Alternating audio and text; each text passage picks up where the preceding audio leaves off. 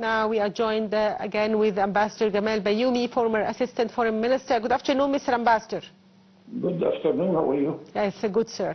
So U.S. President Donald Trump said in his inauguration speech that that it is not our war, it is their war. But I'm not confident. How do you read the statement? I spent a very bad night last night following unfortunately, yes. And I must confess that I am not happy at all of what I am seeing. Not only for our region, Egypt and Arab world and Palestine, but also for his own neighbors. He was so aggressive against Canada, against Panama, against European Union, against China, and those are his main trade partners. Yes. And I don't know who are his advisors concerning the international trade system, because putting a new sort of taxation against the imports of the United States from its main trade partner, it is illegal. What if they re-escalate and they impose another custom duties against the American exports?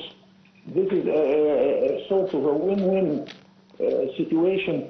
Nobody can take a decision by himself against the will of the whole world. I am not happy at all.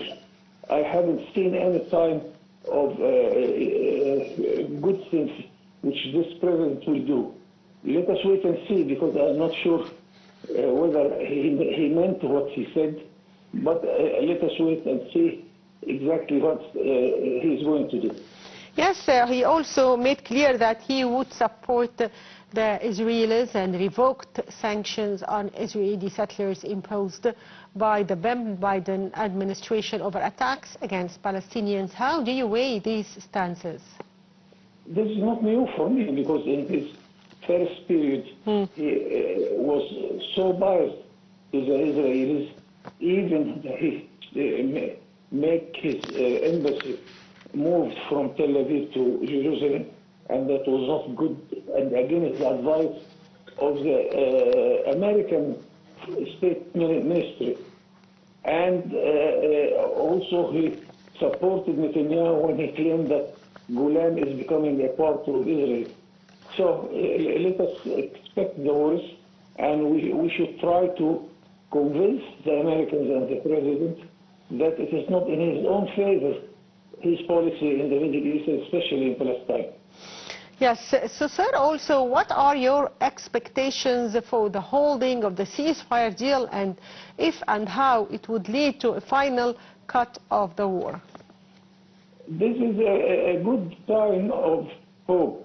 Let us hope that even the Israelis, when they see that peace is better for them, this will be a good move. And I am sure that there are Israelis who are seeking to see peace in their country.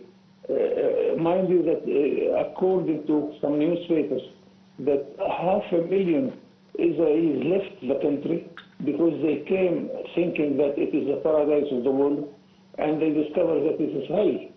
And the good thing that the magazine, The Economist, describe what he is doing, that it is ghost houses.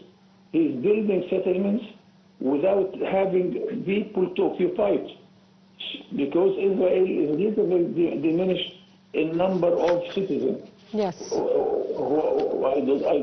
I cannot read his mind here, whether it is Mr. Netanyahu or Mr. Trump. This is a wrong policy, and it's against the history, against the nature of the area and the Palestinian and even the Israelis. So, sir, one final question. How do you expect the latest developments to affect the readiness of Gazans living abroad to return to their territory? I admire what the Palestinians are doing. They stick to their land. Rarely they leave the land. Of course, there are thousands of them in the Arab world, in Egypt, in Latin America. But those who are sticking there, about 6 million Palestinians stick to their land, this is our good point of the whole situation, that the Palestinian resistance will continue sticking to their land without fighting, without anything. They will be winning this battle at the end of the day. Yes, I'd like to thank you, Ambassador Gamal Bayoumi, former Assistant Foreign Minister. Thank you, sir, for being with us. Dear viewers, short break and we'll be back, so stay tuned.